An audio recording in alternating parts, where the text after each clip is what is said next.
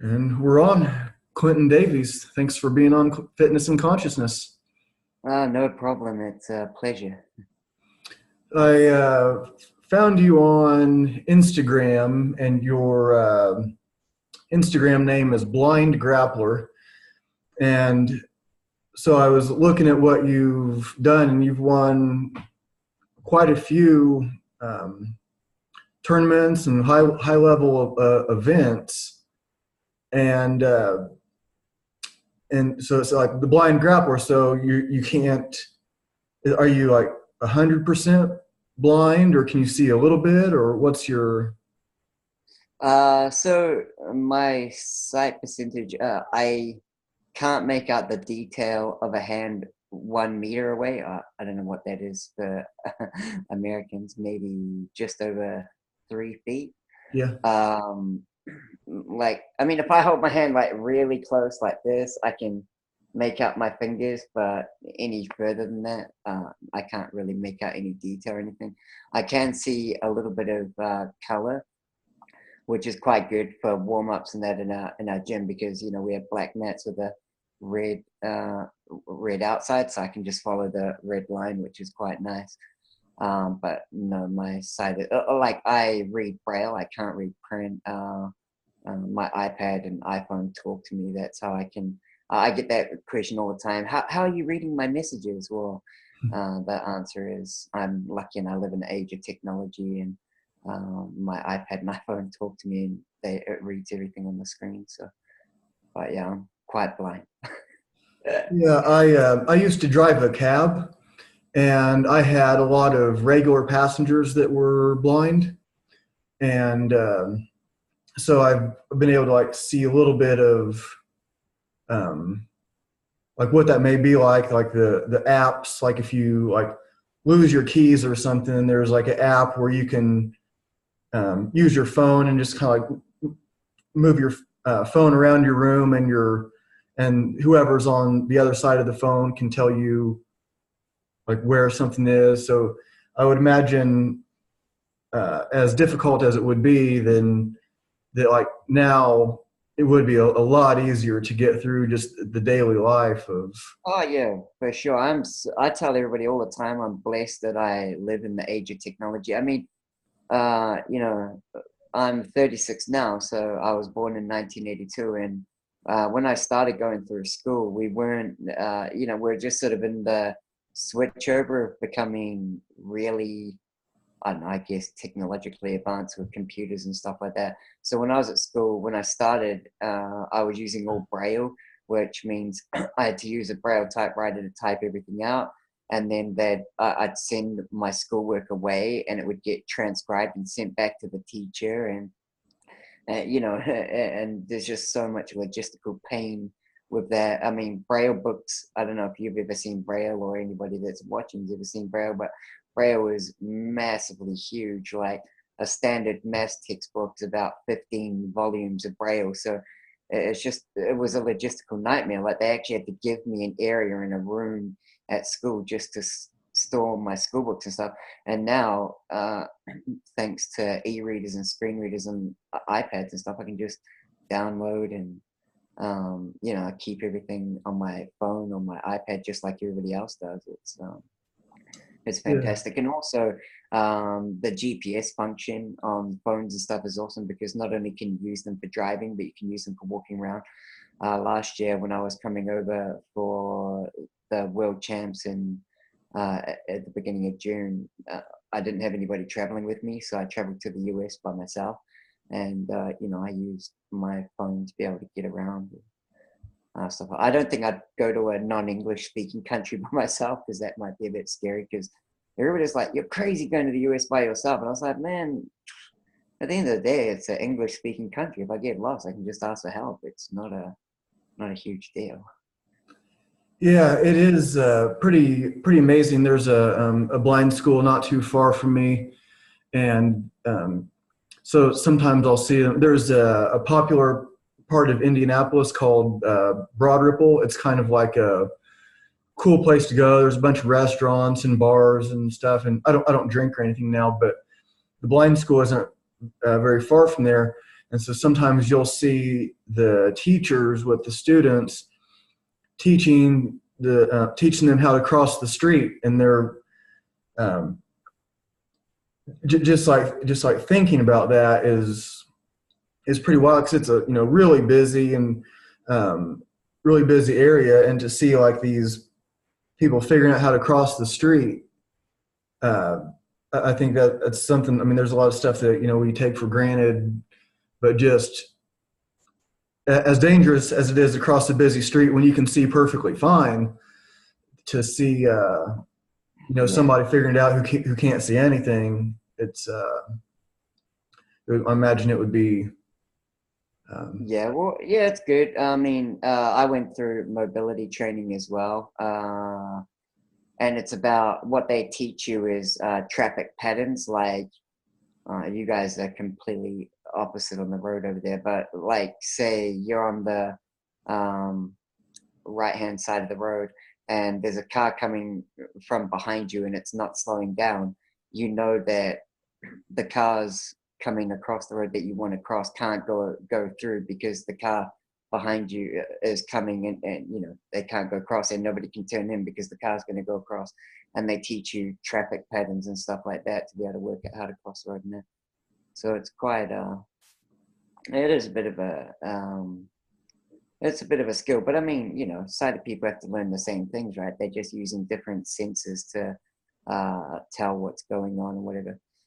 That whole walking thing that I find is quite interesting, because last year I put a throwaway video up on my Instagram of I was competing at an in-house competition, and I'm known for doing the fireman's throw, Kataguruma. I'm very well. It's my best takedown.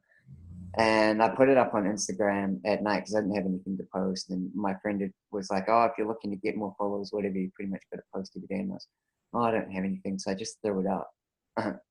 And I woke up in the morning, and there were, because I was silly and had the notifications for my Instagram turned on my phone, and I had something like 26,000 notifications on my phone, because the video had gone viral.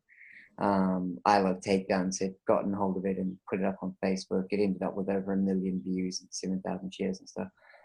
But one of the things that kept coming up all the time was guys saying, "Oh, I roll blindfolded at my gym all the time. It's not that hard. Like, why is this? Why do you guys think this is awesome?" And I actually agree with them, because, until recently, I haven't even thought of myself as inspiring or anything. I'll tell you a bit more about that shortly. But my answer to, because I always try and answer questions. If people are polite and whatever, I'll try and communicate with I don't people. mean to interrupt you. Could you your like the view? It shows like more just like the top part of your face. Oh, There you go. sorry. That's cool. Like right there. Yeah, it just see. Yeah, if you could like keep it like right there, then that looks better. Sorry about that. No, you're fine. So they kept putting these comments. So I put a reply on quite a few of them. I said, "You're right. Rolling blindfolded is not hard. I mean, that's not the part of training as a blind person that's difficult." I said to him, "But I set a challenge for you. How about, instead of going to training and just rolling blindfolded, you start at home, put on a blindfold, get yourself to training, get changed and everything, do the warm up, learn the technique, do your rolling and everything, and then get home and then come back and tell me how easy it is to train as a blind person." Because it's not the rolling that's hard, it's the logistics. It's making sure you have the right coach to teach you, because you can't see what's going on when the coach is demonstrating the technique. um I think one of the biggest disadvantages about being a blind grappler and jiu-jitsu and wrestling is, if you have a round off where you're not sparring, you can sit on the side and watch what everybody else is doing, especially if you've got black belts rolling or brown belts or high level guys. You can sit, you can watch what they're doing, and, "Oh, that's cool. Oh man," you get an idea or whatever. And I can't have any of that input. So I think those areas are the areas where I'm disadvantaged, not when it comes time to slap bump and actually roll. At that point, I mean, I have disadvantages and advantages just like everybody else does. Like, a big, strong dude, he's going to be strong and powerful, but he might gas out because a lighter guy can move quickly and slow him down. So everybody has their advantages and disadvantages when it actually comes to sparring time. Yeah, I had thought, and I didn't do it, but I had thought that, like, because I knew that you were coming on, of course, I thought, well, maybe I'll take the day blindfolded, and I'll see what it's like to be perfectly, completely blind, and to make my coffee, and to whatever it is I need to do between when I wake up in the morning and to the time of your show, to do it all blindfolded. And I'm thinking, do I really want to try to make coffee blindfolded? Or is that like a really bad idea? Am I going to set my apartment on fire or something like that? Am I going to make a mistake and not know? I definitely wouldn't do something like that without somebody to assist you. Yeah, I would think it would be, but it's, there's, like, you look at, like, if you watch, and if people like listen, like if I use words like watch and see, like when I did drive a cab, we, like going through the classes, they said, like one thing they said was, when you're with blind people, don't change the way you speak. So I'm not going to like say, hey, do you want to come over and listen to a movie when I watch the movie? Yeah, exactly. Yeah. And I mean, I'm the same. Yeah, I mean, I'm watching that all the time, and people try and make those jokes to me. Oh, you can't actually see what's going on or whatever. And it's like, well, it's just human language, right? It's not. Yeah. So I think sometimes people, if somebody's listening or watching, if they find that insensitive, it's actually not. I've never heard no blind person has ever corrected me on that. So it's like, I would ask you, do you want to come over and watch a movie? Do you want to come over, and sure, no, it's definitely not insensitive. Well, not for me anyway. Maybe there's always some people that are going to find stuff insensitive with it, but definitely not for me. Yeah, one thing I was wanting to ask you about is the senses. And so when I was driving the cab, I got to be friends with a guy named Phil. He's completely blind, can't see anything, light, dark, nothing. And I get a bit into like some esoteric stuff, and I got these stones. So I've been interested in like gemstones and stuff since I was a little kid, and never really had too crazy of an experience. I just kind of like liked them, and I had friends that would trade.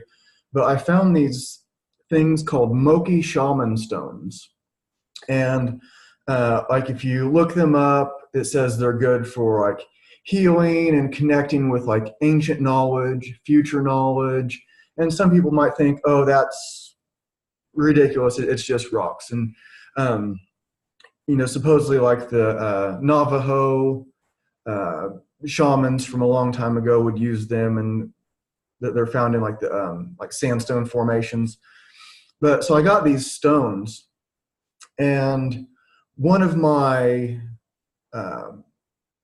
regular passengers, this woman could see perfectly fine, but I didn't tell her anything about them. I just handed them to her, and I was like, check these out. And she's like kind of messing around with them, and there's two of them. They come in male and female, and even if you don't believe in anything weird, you can feel like a pulsing sort of energy between them, just like magnets. You don't have to be weird to believe in magnets. And so it kind of feels something like that, but like a pulsing, not like attract and stick together. So she's kind of messing around with him, and she's like, are these for healing? This is some sort of healing thing? And like, yeah, so I didn't say anything about shaman, nothing like that. And she had diabetes, and when she would wake up in the morning, her blood sugar was usually like 200. And when I let her borrow these, and she slept with them by her, and like the next day her blood sugar was like 138. And I asked her if she thought that it was going to be low, and she said, no, I thought it would be high because I was drinking juice and eating candy the day before. And then the next day it was like 125, and the next day it was like 117. And this was blowing her mind because she wasn't doing anything different except sleeping by these stones. She gives them back to me, and her blood sugar goes up, up, up, and then it's back to 200.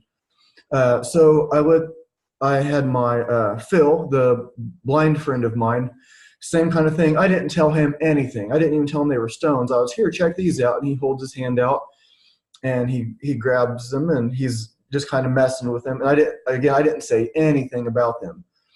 And he goes, oh, these are for healing. Oh, wow, these are for healing. And he's just like kind of like blown away. And he wasn't into. He was like maybe like typical Christian guy, if that's not too, if that's simple enough to understand. And he hands them back to me, and they were like really warm, like almost hot. And so he was able to tell that these are stones are for healing. And I've never had this kind of experience with like any kind of like crystals or quartz or anything. Like it was only like these that really blew my mind, and that I had people actually tell me what they were without knowing a single thing about them. And basically what they would say is the same thing that you would find if you Google them and look them up. So what I was wanting to ask you about is like this sense of touch. Like Phil could tell just by his sense of touch.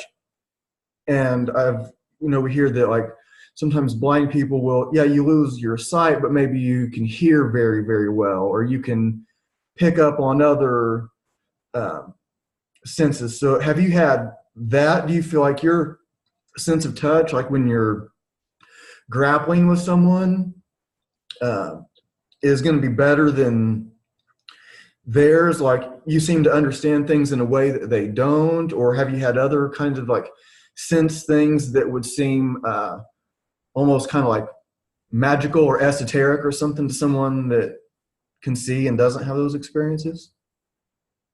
Uh, it's an interesting question. I get asked about the senses thing quite a bit, and my theory on this is that I don't believe going blind gives you superpowers or super senses. I mean, it just doesn't make sense, right? One day, like, you don't, one day you have your sight and everything, and you've got the same sense as everybody else. The next day you're blind, and suddenly your hearing and everything like that is better.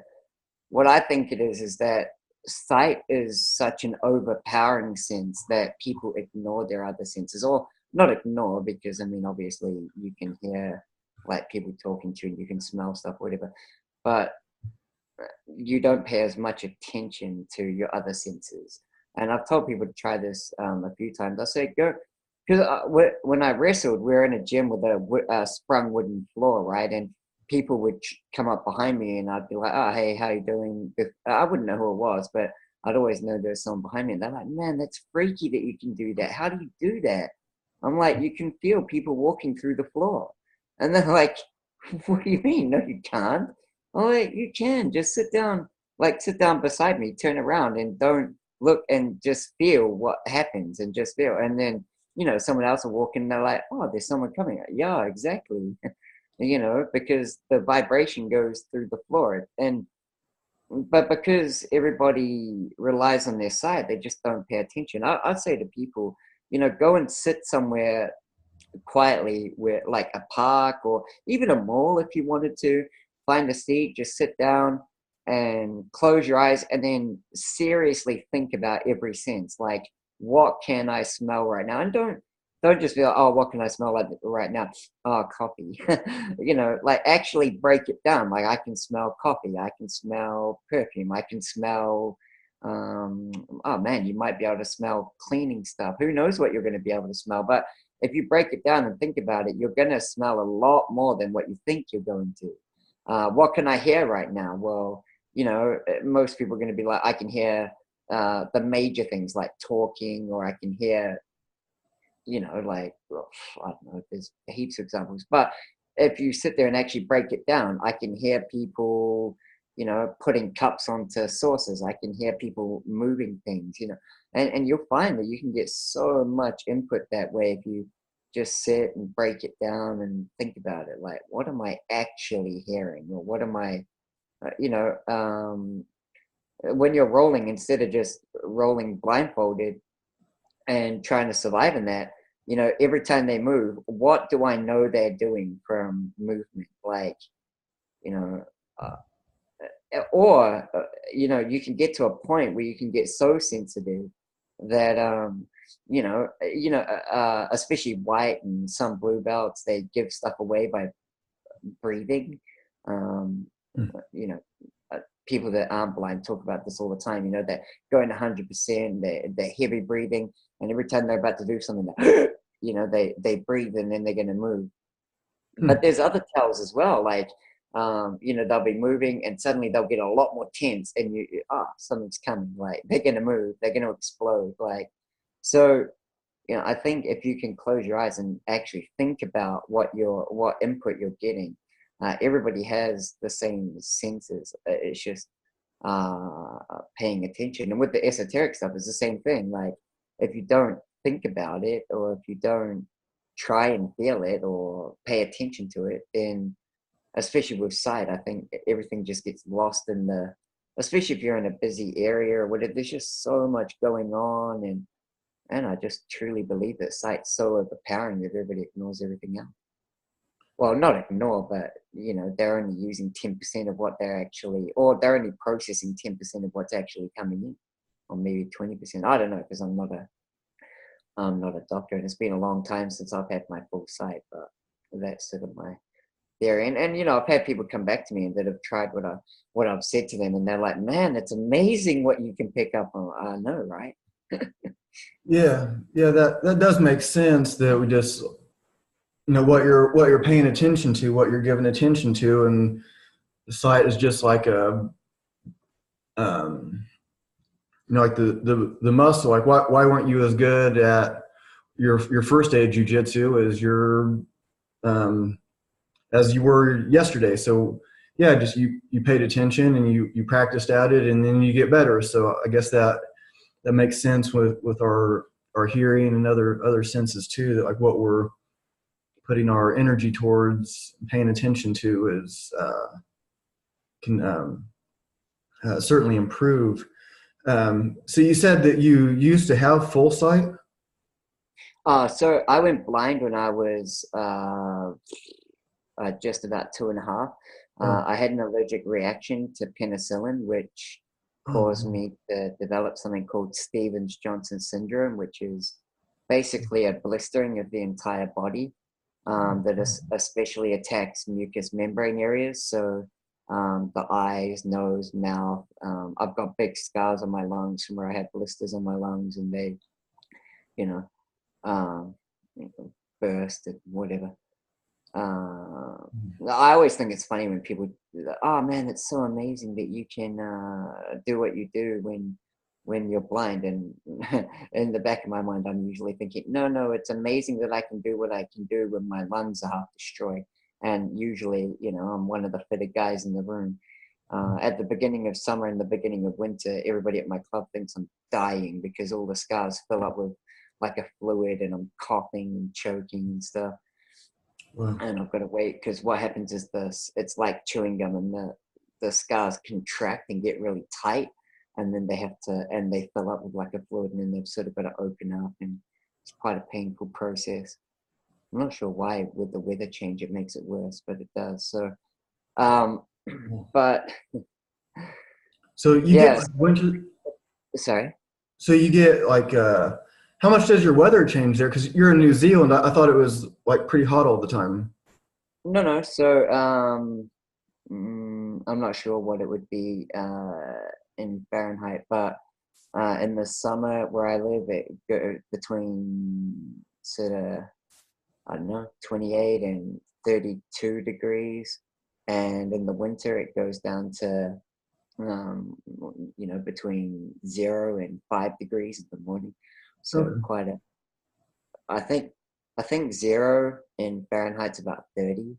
Yeah, like 32, because 0 is freezing. Is that right? Yeah, freezing, yeah. Yeah, so that's 32 degrees for Fahrenheit.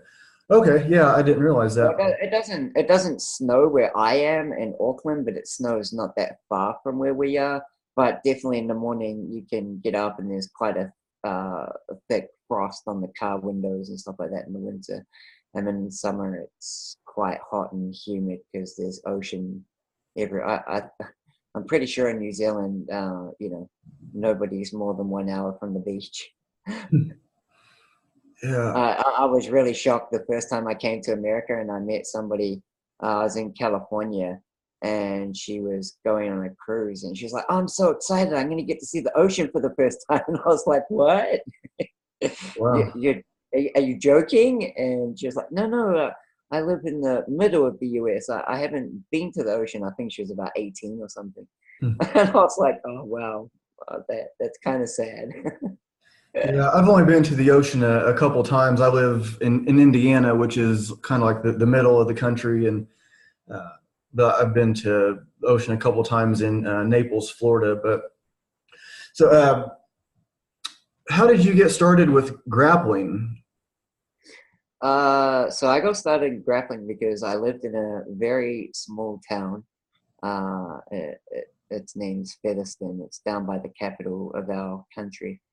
And there really isn't much to do there. The kids play airsoft, like with BB guns and stuff, which I did do, by the way. I got really good at shooting people from listening to their movement.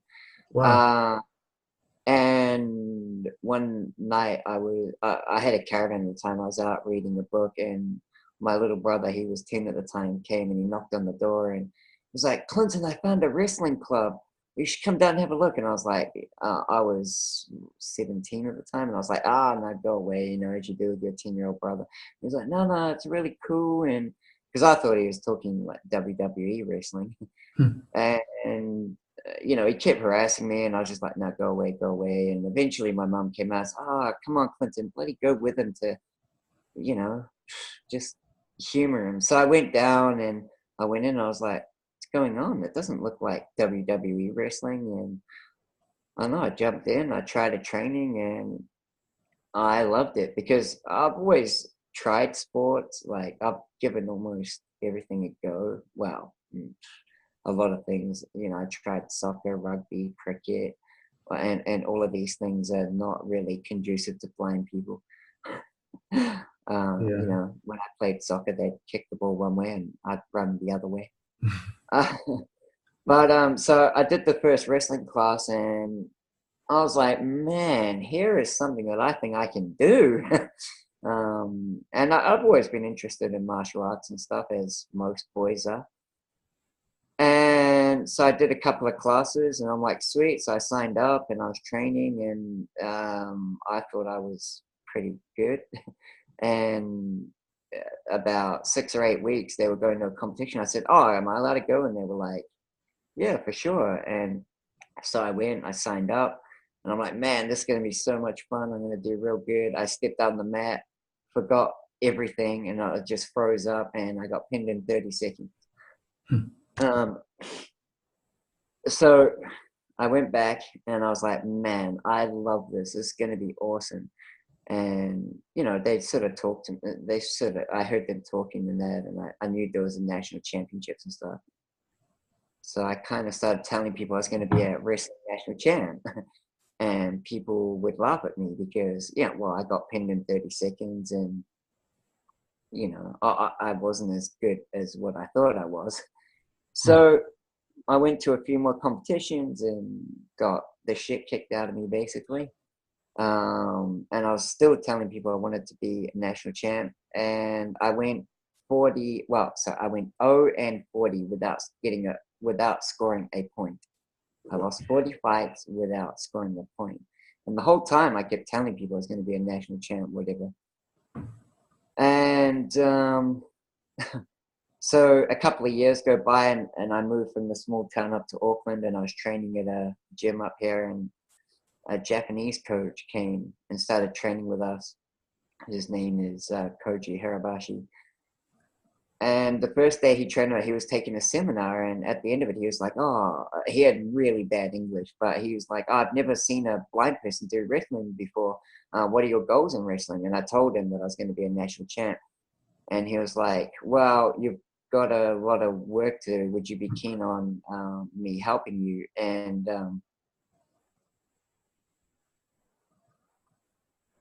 Sorry, I didn't realize that somebody could call me while I was out here. Okay, no problem. Yeah, I hit pause for a second, but you're back on. So, yeah, you said that he's about to. He asked about Yeah. training. Said you So, got work to do, and yeah. So he said, "Oh, would you be in? Would you? I'd like to help here." And I was like, I wasn't very rich at the time. I'm not now, but I was a lot poorer then.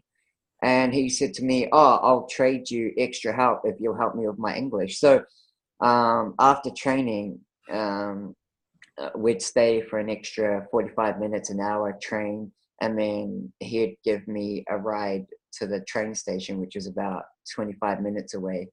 And on the way, we'd talk English, and I'd help him out with, I don't know, with just with his English and stuff. And he'd tell me, oh, if I'm getting stuff wrong at training, just afterwards correct me and blah blah. So we did that, and I started winning the odd bronze medal and then the odd silver medal. And eventually in 2007, I won my first national title. And then I got selected to be on the New Zealand team, and I went to my first Oceanias. And I'm like, man, I've made it. I'm a good wrestler now. Like, this is going to be sweet. And I went to the Oceanias, and I thought I was going to win the gold medal, and the same thing happened. Wow, I did score 2 points in that competition, but I got I got beaten up again. And I came back to New Zealand, and I said to him, next year I'm going to win the gold medal. And he was like, yep, next year you're going to win the gold medal. So we trained really hard. And next year I ended up going and winning gold at the Oceania champs. And just kept going from there. I mean, in 2014, at some stage, I decided that not only could I wrestle, but as a blind person, I would be able to coach as well, which is probably actually more crazy than me grappling. hmm. And so I started teaching kids wrestling, and I ended up with a really successful kids program. And um, so in 2014, two of my boys that I'd been coaching for about 9 years had moved up, and they were sort of just coming into fighting in my weight division. And I didn't really want to fight kids that I'd been coaching for a long time. And a friend of mine had a girl that was getting ready for an MMA fight, and he said to me, and she was fighting a purple belt in Jiu-Jitsu. And he said to me, "Oh, would you be interested in helping her with some anti-grappling so she doesn't get taken down?" I was like, "Yep, sweet." So I went and did it, and I did some Jiu-Jitsu, and I was like, "Wow, this is awesome." I was looking for something else to do, and I was like, let's do some jujitsu. And I kind of thought I was going to retire from competing. I thought, well, I'd done everything that, because in New Zealand, there's only a certain limit you can get to in wrestling before, you need to move overseas. And I have a family, and it just wasn't. So I won the Oceanias 3 times. And from 2000, the first year I didn't medal, but from 2009 to 2014, I was in an Oceania final every single year. Um, and I'd gone to the Commonwealth Champs, and I'd got bronze medals there. And I'd competed at a few different tournaments. So at the lower level international tournaments, I was winning medals. And then, being a wrestler, you're never going to be a world champion at wrestling if you train in New Zealand. You'd need to move overseas and train. It just wasn't logistically possible for me. So I changed over to jiu-jitsu. I'm like, okay, I've done what I wanted to, because I told people that I wanted to either go to the Commonwealth Games, the Olympics, or the World Champs of Wrestling. In 2013, I was the first blind person to go to the United World, well, at that time it was FILA, but United World Wrestling Championships. And I was also the first New Zealander to do both freestyle and Greco-Roman at the same world champs, because crazy. So, I'd kind of achieved all my goals in wrestling. So I was like, okay, sweet, I'll do jiu-jitsu for fun now, and I'll just coach wrestling. And I went to, sort of backtrack tiny bit. I'd done a jiu-jitsu comp, no-gi, because, wow, I don't know exactly how it happened, but it just kind of happened. Like, it wasn't a planned thing. And then the next thing I find myself in a jiu-jitsu comp. And, I mean, jiu-jitsu wrestlers give up their backs and get strangled a lot. So I did that. And then I was at another jiu-jitsu competition, and a friend of mine, this was just before I started, but a friend of mine was like, "Oh, are you competing today?" And I was like, "Oh, no, because I've got the Oceania champs coming out in a couple of weeks." And they're like, "Oh, there's another one just after that." And then a bunch of guys were sitting around. They were like, "Oh, but a wrestler would be too scared to put a gi on." And I was like, "Okay, no, that's fine. I'll go and compete in the gi." So I put the gi on, and I don't know, somehow I managed to win a gold medal. It's the only time I've ever been allowed to fight in white belt. So anyway, so when I went to the jiu-jitsu gym and started training, because I found it interesting and I was learning all these cool new skills. I was like, man, this is awesome. They were like, "Oh, we've got nationals coming up. Do you want to enter, Clinton?"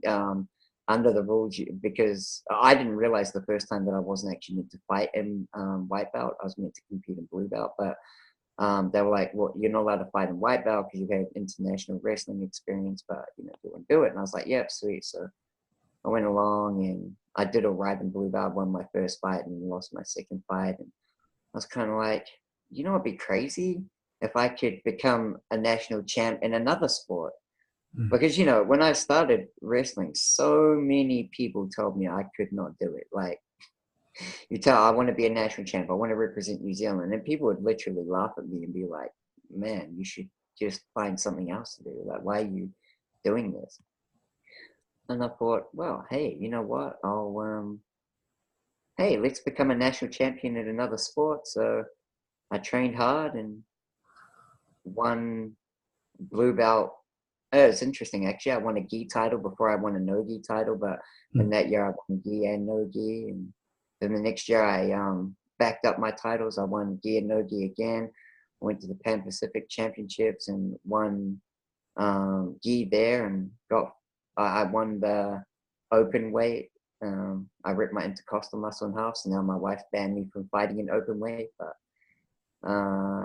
and then this year I just won the purple belt. I only got my purple belt at the end of last year, and I won the purple belt gi nationals this year. So I don't know, for some reason it didn't turn out that I was retiring. I've been to 5 world championships for jiu-jitsu now. Wow. So for some reason I didn't end up retiring. That's 5 world championship, and I've only been doing jiu-jitsu for 4 years as well. Wow, that's really amazing. So, what do you think your Japanese coach? What was he doing that made a difference? Because you said you went 0-40 without scoring a point. Yeah. Okay, and then so what was he doing? Was he doing something different? Was he just like paying more attention to you, or? Yeah, I think he paid more attention and he believed. Like, Mm, if, like if your coach doesn't believe that you can win something, then or they don't believe you can do something, then they don't believe. So they don't put the effort in. They're like, "Oh, well, he's not going to be able to do it, so whatever, you know." And they don't put the effort in. Koji realized, because my rule was kind of be the first on the mat at training and the last off. I've always had that training ethic. And you know, and he saw that I was such a hard worker, and I was prepared to go through any amount of pain to get what I wanted. I tell people all the time the only because now I want to win a world title in jiu-jitsu. That's what I want now, because I've done pretty much everything. I mean, obviously there are other things in there, but most things are like I've won international medals, I've won national championships and stuff. All I want now is a world medal, and I don't even care if it's gold. I just want a world medal because I feel that it'll, I don't know, finish well. It'll make me feel complete in my competition story. But you know, he always believed. Like when I told him I want to be a national champion, he said, "Yeah, well, you've got a lot of work to do, so let's get on with it." And from day one, he never said to me, "You can't be a national champion." He said, "Yeah, let's go do it. Let's go get a national title." And every time I came up with a new crazy thing that I wanted to do, he was like, "Yeah, believe." And there's an important lesson there for everybody, especially coaches or people that are, you know, teaching other people and stuff. If people come to you with a dream or a goal, don't say to them it's impossible.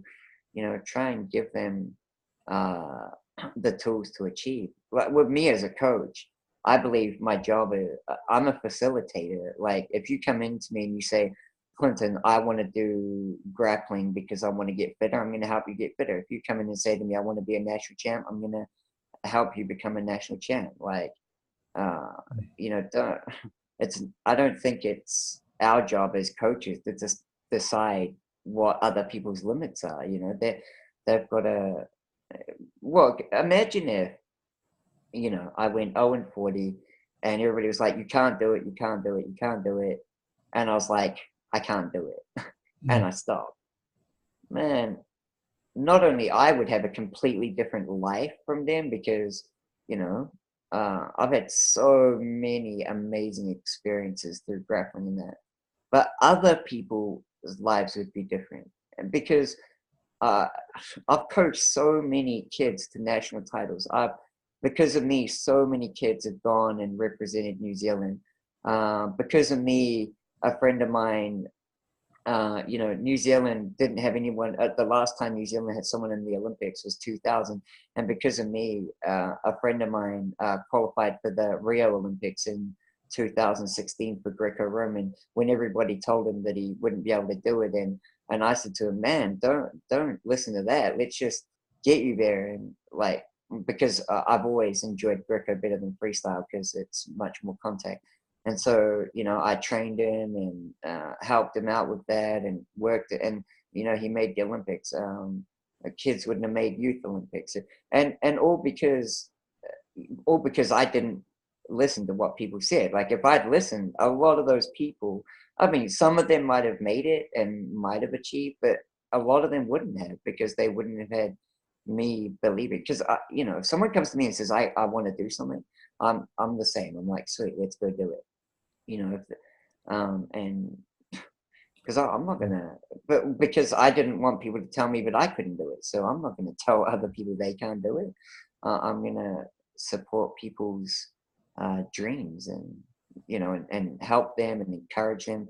And it doesn't mean I'm always going to be nice to you. Like, if you come to me and you say, Clinton, I want to be a national champion, man, if you message me and you say to me, oh, I can't make training today, I'm going to be like, why not? And if you don't have a good reason, I'm going to like give it to you honest. Like, hey, man, you're being lazy. That's not the attitude if you want to win a national title. Do you really want to win it or not? But I'm always going to be supportive. Like, so, oh, well, if you're not at training, you're not going to make it. I think, you should make training and then go and do whatever you're doing. Yeah, I would think that because of your situation and what you've overcome, that a lot of people will, there's going to be the people that miss training for whatever reason, but I think there's probably a lot of people that are like, if he can do it, if he can get there, I can get there too. And maybe I can,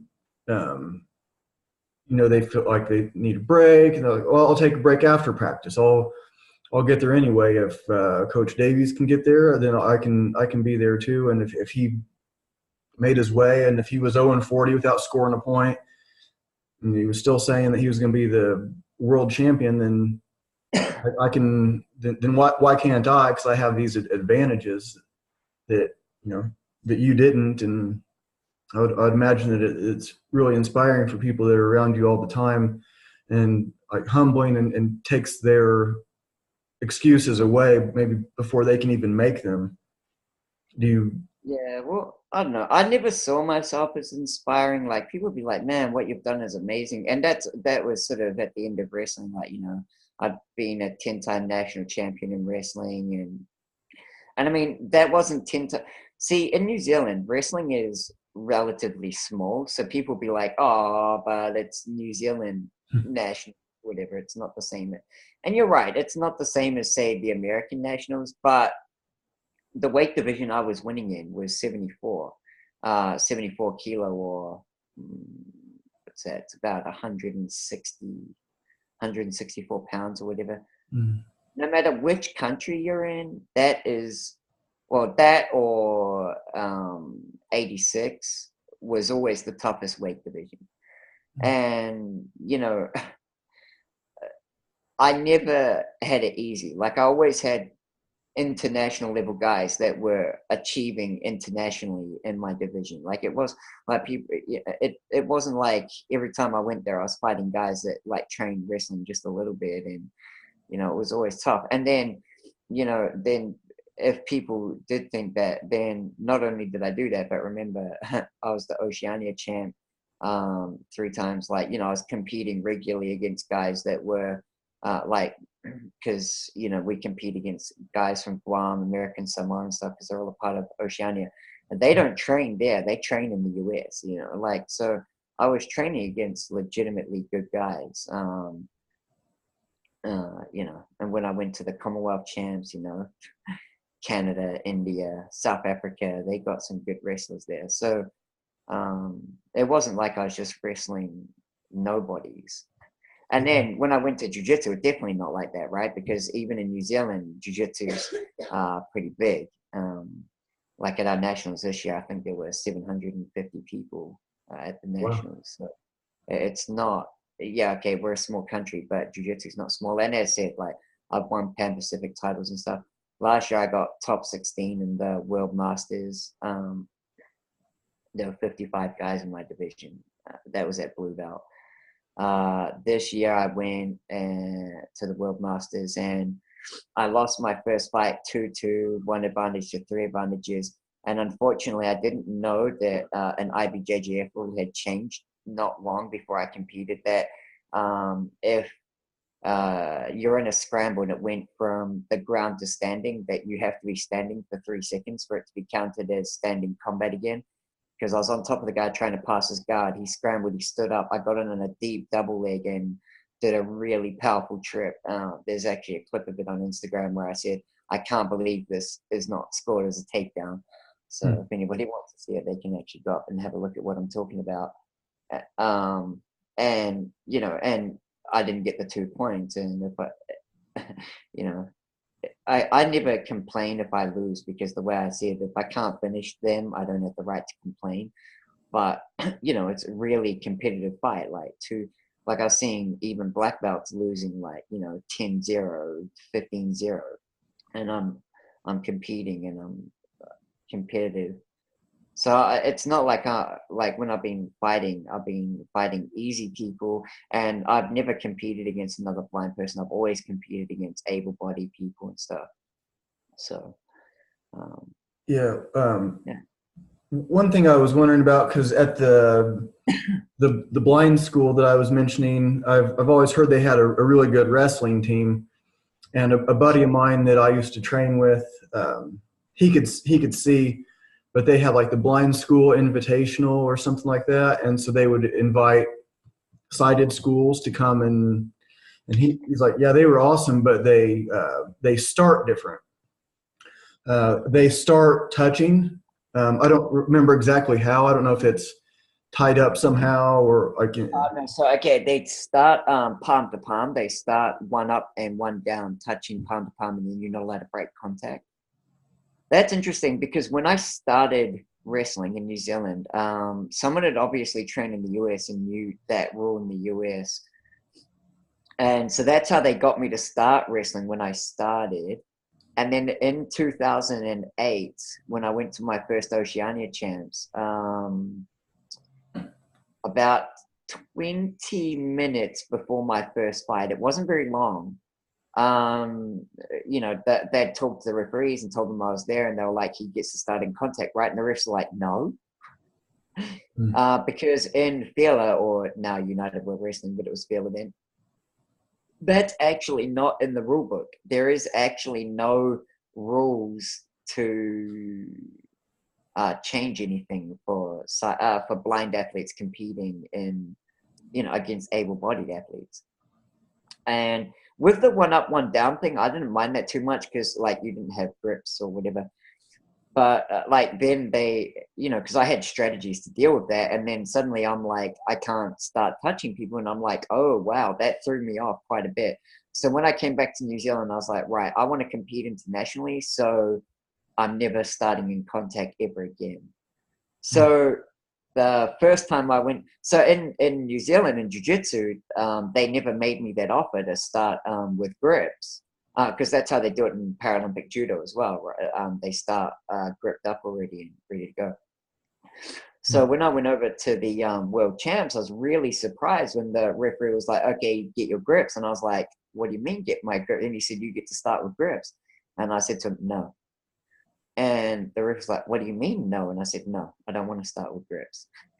And we did the fight, and we came up after, and the referee, I lost. That was my first world champs, and he came up after me. Like it was again, it was a really close fight. I lost 2-1 advantage. And after the fight, he came up and he tapped me on the shoulder. He's like, "Oh, why didn't you, why did you disadvantage yourself and not start with grips?" I said, "Well, think about this. If I had started with grips, who would have been disadvantaged? He would have. Why? Because, you know, he's been training for the world champs and he has a strategy. And then he steps on the mat, not knowing that he's going to fight this blind guy. And suddenly you tell him, hey, you've got to start this fight with grips with this guy.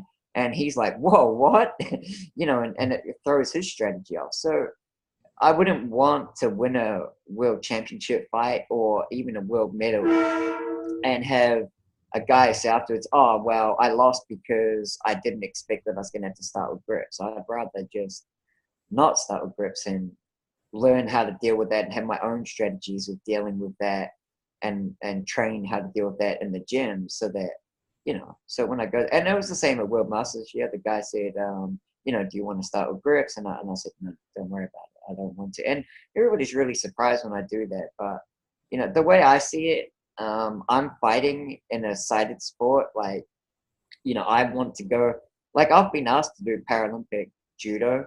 And, they wanted me to do that, but I'm not interested in competing Paralympics. I just want to, I've proven that I can compete with able-bodied athletes, and that's what I want to do.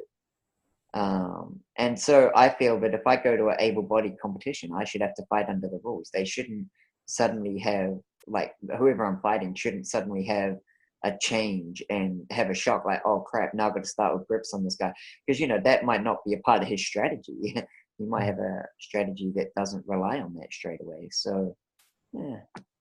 Yeah, that's pretty amazing. So if somebody, I guess, people that grapple, they can understand like, well, if you're especially on the ground or you're tied up, you have body locks or something like that, you can kind of feel what's happening, and maybe your sight doesn't help a whole lot when that is going on. But what about like if there's a little bit of distance and somebody's shoots from like relatively far out for a double leg or a single leg or ankle pick or yeah. And that is a huge disadvantage. That's one of the reasons I like Greco compared to freestyle wrestling, because they couldn't do that. And man, I'm especially New Zealand guys, it didn't take especially when I started winning, it didn't take them very long to start working out how to use my sight to disadvantage me. Now, there's another interesting thing. Like, I say that, and then people are like, oh man, how could they do that to you? And I'm like, well, that'd be stupid not to. Like, if you go into a match and it's like a high level match where something's on the line and a guy has tape on his wrist, which side of the body are you going to attack? You're going to attack the side with tape on the wrist. Like, it's just what we do. We're in a sport, or grappling, fighting. It's a sport of looking for any small advantages to give you an advantage. Man, if you know that a guy's blind and you can work out how to use that against them, then man, I would as well. Like, why not? I do not take that personally at all. As far all I think is it's my job to make sure I've got strategies to deal with that. The nice thing about it in jiu-jitsu is even if they did that to me and they got a takedown, now okay, I'm down 2 points, but at least I'm not getting pinned and it's going to be game over. I've got strategies to deal with that if it happens. But of course, man, as soon as the fight starts, I'm going to try and get grips as fast as possible, because I would much rather know where my opponent is. It's just that I'm not going to disadvantage him by making him start with grips when he's not aware that could be going to happen to him, like, because if I it's just a surprise. Like, I mean, imagine if you went into a competition and, I don't know. Say you're a lower, like a low single shooter, and you've been training and training and training for a world champ 6 months, and your strategy has been, I'm going to come out there, I'm going to shoot the low ankle single straight away and get my 2 points, and then suddenly you're told, oh, you've got to start with grips, and you're like, oh crap, my whole game plan's been, because you might be like, I'm gonna shoot the low ankle single, and then I'm gonna stand up and use the Toriano pass, whatever, and you're gonna chain all your stuff together. And suddenly your beginning strategy is not allowed, and you're thrown off right from the beginning. And I just feel that it wouldn't be fair to disadvantage people like that. Yeah, that shows a lot of character when is there like you said, like you don't think of like yourself or like as like inspirational or something to that effect, but were you like there is something about like the uh, like Zatoichi, the blind swordsman movies. I don't know if you've heard of those, or like there was like the Van Damme movie, Bloodsport. He gets blinded with the sand or dirt or something, but it was a good thing that his trainer was made him train with a bucket on his head, so he couldn't see anything anyway. So he was able to. So there was like something about. Uh, like the blind swordsman, the blind fighter. Did you like find inspiration in movies like that, or do you? Oh, not really. I just always wanted to be a martial art. I mean, Bloodsport was one of my favorite movies of all time growing up. So I've always wanted to be a martial art. It's funny, like like all little kids, I guess. You want to like, oh, I'd love to be a black belt in something someday, and then I choose wrestling, which doesn't have belts, which was hilarious. Now that I'm in jiu-jitsu, I'm looking forward to one day getting a black belt and being the first blind New Zealander to get a black belt, because I know there are other blind black belts out there. So unfortunately, I won't get that because I like setting first. Like I like doing unusual things and being the first person to do things. But no, I didn't really get inspiration from blind characters or whatever. It's funny because after that video went viral, a lot of people were like, oh, real life Daredevil, blah blah blah, and I'm like, man, I wish. I'm not a natural athlete. I'm not. As I said, like my senses, I don't have daredevil senses or anything. I'm just a hardworking, stubborn guy.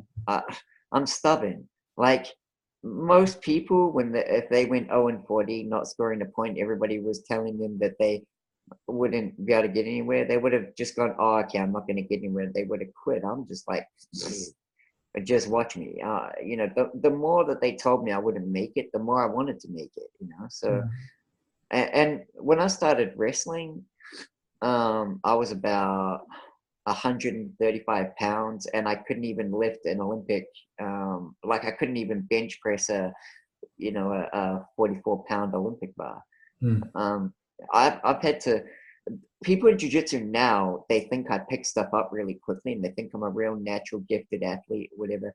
But what they didn't see was the years and years of grinding and hurting and stuff to be able to get my body up to, because I've lost a bit of weight since I started doing jiu-jitsu. I used to weigh about 185 pounds and then cut down to 164, whatever it was. So I weighed about 84 kilo, and I cut down to 74 kilo to compete.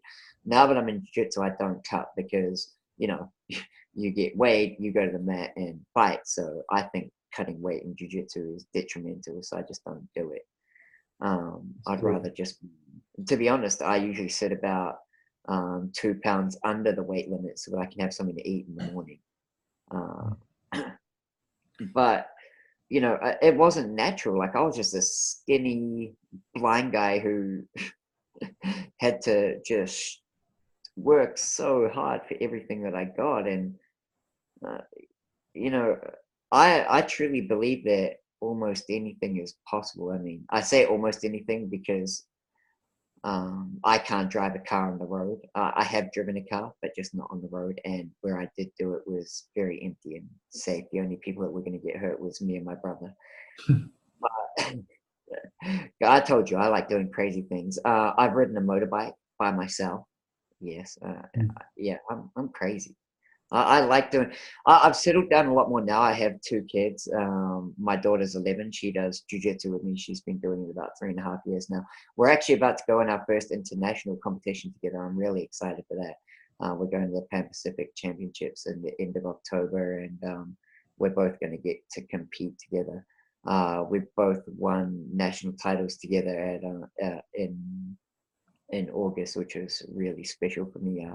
I love the fact that me and my daughter are training and competing in the same sport, and just yeah, it's really special. And I've got a son who's 15, and he's a gamer. He's not really into sport or anything, but that's okay as well. Like, I don't mind. He actually plays airsoft now, which I find quite ironic considering I've done that before as well. Um, but since I had kids, I don't do as much crazy stuff like you know. But before I had kids, I did just so much crazy stuff because so many blind people, especially in New Zealand, they don't live. I don't know. They sit at home. They listen to music. They're terrified to go outside by themselves. They won't go anywhere by themselves. And my mom was super strict on me growing up, and I'm so lucky for that because, she never let me use my sight as an excuse. It was always, Clinton, you live in a sighted world. You have to fit in. The sighted world is not going to fit around you. And so my thing is, I don't know what's going to happen after I die. I may only get one chance to live. So why would I spend my life at home being miserable and not straining for things and having new experiences and doing crazy stuff? Like, that would be boring. Yeah, that makes sense to me. And so when you're like competing in jiu-jitsu, are you still like are you hitting the fireman carry, or do you like pull guard, or does it depend? Or It depends. I still like to wrestle and take guys down. I still prefer top. I still prefer passing guard. But at some competitions, because to get a black belt one day, you've got to be well rounded, right? So at some of the smaller competitions, I have pulled guard to put myself in those situations. Um, so the thing, when I started jiu-jitsu, people were like, just take them down and stand up, just take them down and stand up. And I'd be like, no, I'd rather lose than do that. And they're like, but why? You could win. Like, you can out wrestle probably everybody in jiu-jitsu in New Zealand. And I'm like, but what are we competing in? Are we competing in wrestling, or are we competing in jiu-jitsu? They're like, jiu-jitsu. I said, exactly. I've wrestled for by that stage, I think I'd wrestled for 15 years. If I wanted to wrestle, I'd still be doing wrestling tournaments. I'm doing jiu-jitsu. I'm doing a jiu-jitsu tournament, so I'm going to do jiu-jitsu now. So, I mean, I don't, of course, I'm going to take guys down if they stand there and let me take them down because it's part of the game. But I'm not going to use, like, once I've got on the ground, I'm going to try pass guard and, I'm going to do jiu-jitsu. I'm going to try submit. I like getting the finish just like everybody else does. Whenever I compete, whenever I roll, my goal is always to tap someone. yeah, what's your do you have like what's your like best submissions? I love using their lapel around their neck, so facial back choke, bravo choke, a modified cross collar choke from there, that sort of thing from side control. Yeah, so that's what I like. Yeah, that's a lot of my favorite stuff. Neck cranks and chokes are my favorite thing. I'm a neck guy. It's fun. Oh, we did an in-house comp this weekend, and I actually won. We were using Grappling Industries rules, and I fought in the advanced division, so heel hooks and stuff were allowed, which is the first time I fought in a competition with heel hooks. And I actually I won a match by heel hook, and I won a match by knee bar from scissor takedown, which I've always wanted to do, but you're never. But that scissor takedown is illegal in IBJJF. And even in the SJJF rule set, it's illegal with the leg hooked behind the knee because otherwise it's counted as reaping. But at this comp, they were like, "Oh yeah, that scissor takedown's allowed," and I always used that as a single leg defense when I wrestled, so I was so happy, and I was happy that I got this as a takedown knee bar combination. Yeah, that is a cool throw. The scissor. You might have seen on my Instagram. I usually don't post up video of like if I compete against my teammates, especially if I get submissions. But the guy I was competing against was actually a really good friend of mine. So I asked him. I was like, "Oh, I've always wanted to pull that off in the comp. Do you mind if I put it up as a video?" And he was pretty good. He's like, "No, it's all right, man. It was it was all in good fun." So I mean, he tried Yeah, to rip my off with a guillotine earlier in that fight. So yeah, that's a good idea. Hitting it from the single leg, and that throw is illegal in judo too. I didn't get real far in judo. The rules kind of drove me crazy. There's too many rules, but it's a yeah. sport. I mean, so there's going to be a lot of rules, but I didn't. I guess people out getting their knees taken out and stuff, and that's why they made it illegal. I don't think it. I made a video about that actually because so many people are telling me, "Oh, that it's so dangerous. It's the most dangerous takedown or whatever." And I mean, that's it. I use that all the time when I wrestled, and I use it all the time in sparring. Like when guys try to take me down, I've never damaged somebody's knees. And I put a video up explaining the way I do it and why people's knees don't get damaged the way I do it. And it's because people's knees get damaged when people try and fly into it and they just jump in. But when it's a single leg defense, if you can get your hips right onto their thigh, their knees never going to get damaged because the way I do it, it doesn't torque their knees. They're more likely to slam their head in the mat because it's an odd way to be taken down rather than Yeah, their knees twisted. So I don't know why it's illegal, but you know. yeah. It's kind of beyond me because I didn't know it was going to It's be the that same big of a thing deal. as knee reaping, right? Why is knee reaping illegal? It's silly. Hmm. Yeah. So with your with your jujitsu school, did you like is the one that you go to now? Is that the first one you started with, or kind of like your I wrestling coach? Did you have to like find the right instructor that? No. So I train with Tukaha Jiu-Jitsu. It's probably one of the only unaffiliated schools in New Zealand. When I mean unaffiliated, like we have an Atos branch here, we have an American top team branch here, whatever. Tukaha, it means stand strong in Māori, which is the indigenous language of New Zealand. Our coach, Pedro Fernandez, he's a Brazilian. He's a fourth degree black belt now. He was like, "Oh, I don't want to affiliate. I just want my own brand." And that way, it's good because we people can come in and train with us, like because Pedro's really laid back and he really enjoys visitors and all of that. So there's no well, we try to have no team politics from our end. Everybody's welcome to come in and train with us because even like people from other schools come train. And someone said to Pedro, "Oh, what about if they're going to be competing against us?" And Pedro said, "Well, if we help other people get better, it just means we have to get better. So, I just don't care who comes and trains with us," which is really nice. But the way I got involved with them is one of the guys who's a really good friend of mine, Mike Kaur. He's a Malaysian guy. When I met him, he was a purple belt. He came into my wrestling gym to learn some wrestling, and I helped him out with wrestling. And he showed me a few jiu-jitsu things. This is right back in 2007, and so I kind of had an idea what jiu-jitsu was. And I had actually gone in and done a couple of trainings with the guys at Tukaha in my off season just for a bit of fun, and that'd get me to show some takedowns and that whenever I went in. And Mike had some mats in the back of his car, and he'd learned a cool choke. He was a purple belt, and he'd learned a cool choke or a cool sequence of stuff. And my house was on the way to his house, and he'd come over and he'd set up his mats in the lounge room and just choke me a lot. It was really fun. So, and then he was the one who asked me to coach the girl Natalie for the MMA fight. And I'd always liked Pedro and Mike and that because they're just such laid back guys, and they'd never had any issue with me being blind and whatever. So it was good, and it's been a good relationship because slowly things have developed. Like, usually the way it works at jiu-jitsu is the next highest grade in the belt is the person who's used to demonstrate on and stuff. And what they would do is they would, show the move to the rest of the class, and then, Pedro would come over and do it on me because that's how I learned. I have the person do the technique on me.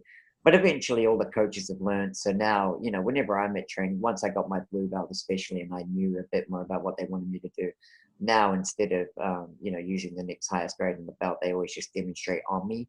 A couple of advantages in that. One, for them, it means they don't have to show it to them and then come around and show it to me separately and take up time that when they're going around the rest of the class. And the other advantage is, for me, I don't have to rush and try to pick everything up in one demonstration because, you demonstrated a few times or whatever, so I get to feel the details and things like that. So it's quite good. So, as we've gone along, like, just little adjustments like that. We haven't had to do any major adjustments. Like, that's probably the biggest thing they've done for me is that, they use me as the demonstration dummy so that I can feel what's going on and stuff. That's probably the biggest thing they changed at the club to make things easy for me. But other than that, there's not really much they've done. But when I told them that I was gonna become a world champion in jiu-jitsu, there was no maybe, or maybe you're not gonna be able to do that, whatever. It's like, oh, sweet, cool. Yeah, So, that is cool. Do you do you like visualizing? Do you like try to see these techniques in your mind, or like do you have something that's like visualizing, or what do you do to, like, what does your thinking about it look like? I guess if that makes. yeah, well, I'm not sure. That's an interesting one. It's like people saying to me, what can you see? I love that question because I always say to them, I don't know. And they're like, what do you mean you don't know? And I'm like, well, what can you see? And they say, everything. And I'm like, what's everything? And they're like, everything. And I'm like, explain everything to me. And they're like, I can't. I'm like, exactly. I can't. Like, if you ask me, can you see this or can you see that, so that you can get a comparison for what you can see? Okay, I can, but don't, like, I can't explain to you what I can see really, because I don't have anything to compare it to. Like, I don't know I can't remember what having full sight is like. So I can't, like, people say to me, is what you can see blurry? I'm like, well, I don't know. To me, it seems fine, but if you have my eyesight, you probably think it's because I don't have much. As I said, I can only really see color, and I can't really see my hand more than a meter away. So, but what I can see, is it blurry? I have no idea. Probably. That's an interesting thing because it's only blurry if you call it blurry. Yeah, exactly. That's interesting. But yeah, I think about techniques and stuff in my mind. I don't think I can really see it in my mind, but I can definitely think about it. But I have gotten very good at being able to pick stuff up from feeling what people do to me. For example, last week we were doing a really sort of, I don't know, ninja defense to the back, where you can hook the leg and almost do like a berimbolo movement inversion and end up retaking the other person's back. Now, interesting, I found it hard to do. Like, it wasn't something that I was like, oh yeah, sweet, I could just get it and click, it was there and I could do it. However, what I could do was help my training partner to get it really good really quickly, because I knew exactly what it should feel like because the coach did it on me. So I knew exactly how it should feel when the coach did it. So when he did it, I knew exactly, yes, that feels exactly the same as what's just been done on me. So I could help him get it a lot faster than I could get it. Because, like, when someone's doing it on me, I can be like, yes, that feels exactly the same way as when the coach did it, or no, that does not feel exactly the same. So I've gotten a really good, well, I've gotten a pretty good skill, and people like drilling with me because as I said, I can feel it and I can help them that way, and usually they can pick stuff up really quickly.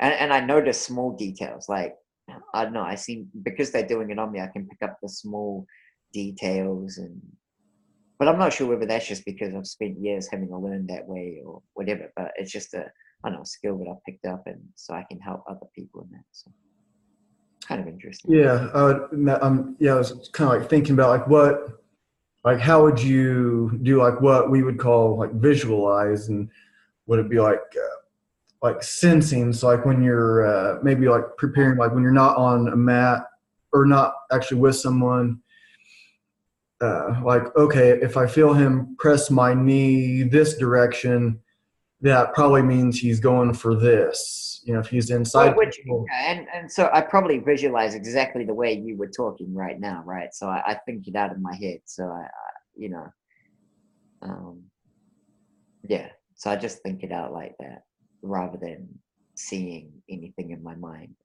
Hmm. Yeah, that's fascinating. Do you dream? Like, what can you like describe like what your dreams are like? Like, So my dreams are pretty much exactly the same as so like when I dream, I don't have sight in my dream. I have the exact same level of sight in my dream as I do in real life. So well, when I'm awake. So yes, I do dream, but no, I do not see when I dream. That's interesting. good. Nobody's ever asked me that in an interview before, so that's a good question. Yeah, I had wondered that bit too. Wondered that. Like, and asked my friend Phil about it, and he was just like, "Yeah, it's just weird. It's hard to explain. I can't, because he could never. I don't think he could ever see. But yeah, I kind of like wondered that because in in when you can when you have vision and you're dreaming, you're seeing stuff that, I mean, you're asleep and it's dark, but things are like lit up just like they would be in the daytime or whatever, and there's things that aren't really there that you can see. So I had um, wondered about that. So, I mean, I guess I've had you on for like about a hour 15 or so. I could kind of like pick your brain at this for all night, but we can start to wrap it up here. Is there anything that we haven't covered that you were wanting to get into? Like, how can people like find out more about you, and or if you have like something else you're wanting to get into, we can do that also. Basically, if anybody wants to reach out to me, I try to be really approachable. Like, if people comment on my stuff on Instagram or on my Blind Grappler page on Facebook, I usually try and, especially if it's a question or whatever, I try and answer. I mean, if people send me messages, I try and engage with people because, um, I don't know. Uh, i- if people want to, if they take the time out of the day to want to talk to me, then man, I'm gonna do that. And I mean, I've only had one person that was extremely stupid that I didn't answer back. Um, but yeah, I mean, as I said, I just try to be approachable. If people want to see what I'm up to, go follow my Instagram at Blind Grappler or my Facebook page, the same thing, Blind Grappler. Um, yeah, I mean, that's basically it. And just, I don't know, I hope that people that listen on the podcast like realize that, it doesn't matter if other people tell you that things are impossible, that, if anything's possible. I mean, people ask, like, I've done a couple of public speaking events. As I said earlier, I didn't think of myself as inspirational. I only started realizing why people might find me inspirational after I won. So I'd won national titles in both freestyle and Greco-Roman wrestling, and then I won national medals in that. And I didn't think that was too crazy. And then I won a gi national title in Jiu-Jitsu. And then it wasn't until I won my no gi national title and I was sitting on the side of the mat, and I just I'm almost not believing it, and I'm thinking, yeah, that's crazy. Like, I'm a I'm a blind guy who has now won national titles in 4 different styles of grappling. If you count gi and no gi as different styles, and you count freestyle and Greco-Roman as different styles, Mhm. I've won national titles in 4 different styles of grappling. That's And I thought, awesome. wow, like, yeah, okay, I can maybe understand why some people would find that inspiring. And the thing is, like, I didn't start this journey to inspire people. I did it for myself. But if what I can do can make people dream bigger, aim higher, go harder, push themselves, man, I'm happy with that. People ask me, what are my keys to success? And the things that I would leave people with, and the thought at the end of the podcast is the 5 things that I think about that people need for success. The first thing that you need for success is decide whether you really want something. And when you're deciding whether you really want something, it's not how cool will it be if I have it, but what am I willing to sacrifice to get it? For Mm. me, for winning, well, when I wanted to be a national champion for wrestling and now wanting to be a world medalist for jiu-jitsu, I'm prepared to sacrifice pretty much everything except my family to get it. I don't go out on the weekend. I don't have a lot of friends. I don't drink. I give up a lot to get what I want. But the only thing I'm not happy to sacrifice is my family. Mm. So, think about what am I willing to sacrifice to get what I want? The next thing that you need is someone to believe in you. It doesn't matter whether it only has to be one person, but that person, well, I've actually done this in the wrong order for you guys, but the job of that person is when you don't believe in yourself is to keep you on track and basically to give you butt kickings like, oh, maybe I can't do it. No, you can do Mhm. it. Yeah. That's actually usually meant to be number 3. Number 2 or number 3 is you've got to believe in yourself. If you don't believe in yourself, how can other people believe in you? Like, Mm. if someone says to you, oh, you know, do you think you can do it? And you're like, oh, maybe I'm going to do it. I hate the word maybe or try. They're not great words. They're annoying. Yeah. Um, that's a subject for another day. Mm. But like, for example, if you go to a competition and you think that you're not going to win, you've already lost. Like, I've had people compete against me in jiu-jitsu and they're like, oh man, I'm fighting Clinton. I'm not meant to win. As far as I'm concerned, if you think like that, you're probably going to lose, because as soon as it starts getting hard, it's okay for you to lose. Mm. Like, you get 2, 3 points down and you didn't think you were meant to win the match. And then you're like, well, I wasn't meant to win the match anyway. It's okay if I lose. It's okay if I don't give 100% now. Whereas if you believe that you're going to win that match and you get 2 or 3 points down, then you're going to go crazy and you're going to give it even more to win, because you're like, man, this is not your fight. This is my fight. I believe I'm going to win this. So it makes you fight even more. Um, so that's 3 things. Um, the oh man, now I'm losing track. So you've got to know, you've got to know that you truly want it. You've got to believe in yourself. You've got to have someone that believes in you. I know there's 2 more, but my brain's not working. It's too early in the morning.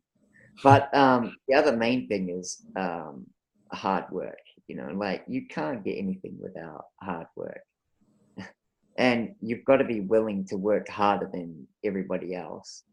Uh, you know, it's so obvious, but um, I don't know. People Yeah. think they're working hard when they're not working hard. And sometimes working hard, like, man, for me, not training is hard. Like, having a day off or 2 days off is hard, but sometimes you need to do that, right? And when Mm. you're having your day off, you've got to be good and rest and not.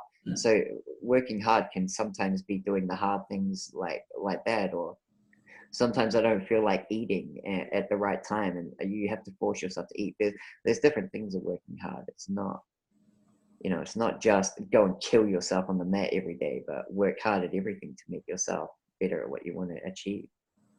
And yeah, basically just go out there and live. Don't be scared to live life. Go and have experiences and have fun and push yourself and be crazy. Yeah. That's all really good advice, and people can, I think, too often, kind of like we were talking about, making excuses before, and like, I don't really feel like training today. I've been working a lot this week, and but yeah, just get out there and just make it happen. And like sometimes what I might do is like, 'cause I work a lot of crazy hours and stuff, but but then maybe I'll go to the gym and I'm like, okay, I'm going to set the timer for 20 minutes and I'm going to do alternate sets of squats and pull-ups. And, Yeah. and after 20 minutes, I can get in quite a bit in that 20 minutes. And so, like what you're saying is, makes a lot of sense, and just kind of get rid of all the excuses and don't say try or maybe. And you said those words are annoying, and like Well, they're excuse words. Yeah. I mean, I could get into a half-hour rant on that. Like I tell people all the time that whenever they say that, not to, well, if you say I'm gonna try and win a match, again, it's this whole thing, right? If you're gonna try and win a match and then you get down by even a big advantage, like say you get down by 10 points and you think, man, I'm not going to get it back. Then you see people quit. You see it happen all the time in grappling. People get down and then they suddenly quit. But if you say I'm going to give my best rather than I'm going to try, when you're down 10 points, okay, fine. I'm losing on points. I'm probably not going to get the points back. I'm going to finish you. I'm going to do whatever I can to choke you and make you tap so that I win this fight. Even if you have to start doing crazy stuff, like just throwing Hail Mary stuff out there, but you just you don't just lie down and die and accept it. And that's what try gives you, is the ability to do that. Whereas if you say I'm going to give my best, you can't lie down and die in the middle of the match. You've got to keep going. And that applies to everything in life, right? Like, you're struggling with school or study, and you've used the word trying, like, oh, I've tried my hardest, oh, I'm not going to succeed, so I just give it up. Whereas if you're going to give your best, you're going to go out and you're going to seek help. You're going to do everything you can to achieve what you've set, right? So that's why try and maybe I don't like those words. Yeah, I don't blame you. And I would imagine it, like with your students, and when they're trying to tell you an excuse, you probably just have to like stand there. Maybe you don't have to. I could just kind of like see, somebody trying to make excuses, and you just stand there, and then they realize themselves without you saying anything, like, oh, maybe I should just stop talking and get back to training. And so, well, Clinton, I tell people all the time, man. There's people, man. People think my story is inspiring. There are so many people out there that have had it worse than me, and I understand that too. That's why I find it hard to believe that I'm inspiring, because there's so many people out there with even more crazy stories. I mean, like I saw a guy grappling a couple of years ago, and he had no legs and he only had one hand. That was in New Zealand. Like, he was from Peru, and I'm like, man, at least I can grab hold of the guy. Yeah. Wow. Yeah, that's kind of like maybe that's like one of the cool things about this existence that we have, is a lot of people think, man, it sure would be nice if it was a lot easier. But there's like this, sometimes I'll put this quote out, and I don't always let people know that it's from a cartoon, but there's, the show King of the Hill, the cartoon. Yeah. So like John Redcorn, the Native American guy, he's like, my people have a saying, when you ask the Great Spirit for strength, he sends us difficulties, which make us strong. Yeah. And so sometimes I'll put that quote up as just like John Redcorn said it, but I don't know that it's from a cartoon, and it's, but it makes a lot of sense. So you want to be strong? Well, you're asking for something you're asking for a difficult path, but you get what other people like wish they had. So Yeah, it's yeah, it's kind of like a careful what you ask for. You just might get it. You say you want to be a world champion. Well, okay. uh, don't wish, man. Just go and get it. Yeah. Well, Clinton, I'm really glad you came on. It was very cool. You can come on again whenever you want and talk about whatever you want. It doesn't have to be just about being blind and doing cool stuff. If you have other subjects or whatever that um, you'd want to get into, I'd be happy to have you on again, find out more about you and what you're all about. And um, just, you can, yeah, just reach out to me anytime for that. And did you have anything else you wanted to close on?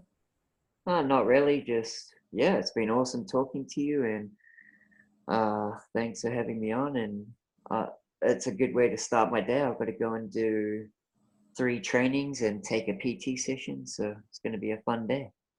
Nice. Well, I will let you go, and I will talk to you for just a second after I stop the recording.